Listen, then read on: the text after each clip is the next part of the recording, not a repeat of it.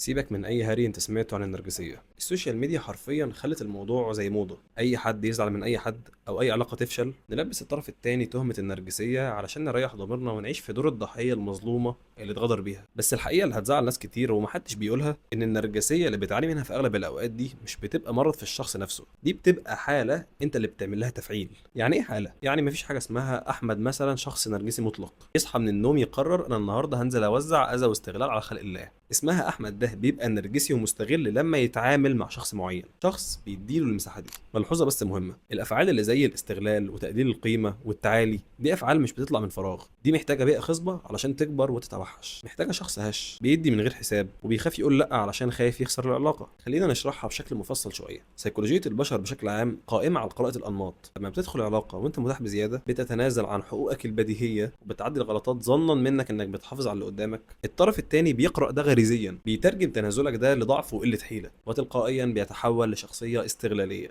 انت اللي سلمته الريموت كنترول بتاعك، انت اللي فتحت له الباب وقلت له انا ما عنديش حدود تقدر تتخطاها براحتك. الجلاد مش بيظهر غير لما يلمح ضحيه مستعده للجلد. عايز تتاكد من الكلام ده؟ بص على نفس الشخص اللي انت مسميه نرجسي ومطلع عينك ده وهو بيتعامل مع حد تاني حاطط حدود صارمه وقويه، حد بيعرف يوقف الناس عند حدها وياخد حقه تالت ومتلت. هتلاقيه في قمه الاحترام معاه وعمره ما يفكر يتعدى حدوده بنص كلمه حتى. ليه؟ لأن الكيمياء هنا اختلفت. المشكلة ما كانتش فيه لوحده، المشكلة حصلت لما هشاشتك أنت قبلت استعداده هو للاستغلال فعملت الانفجار ده. طول ما أنت بتعلق خيبتك وفشلك في العلاقات على شماعة إن أصل حظي بيوقعني مع ناس نرجسيين، أنت عمرك ما هتتغير. هتفضل تلف في نفس الساقية وتجذب نفس النوعيات الاستغلالية لحياتك، لأن الإشارة اللي أنت بتبعتها للناس ما بقتش سر، إشارة واضحة بتقول أنا متاح للاستغلال.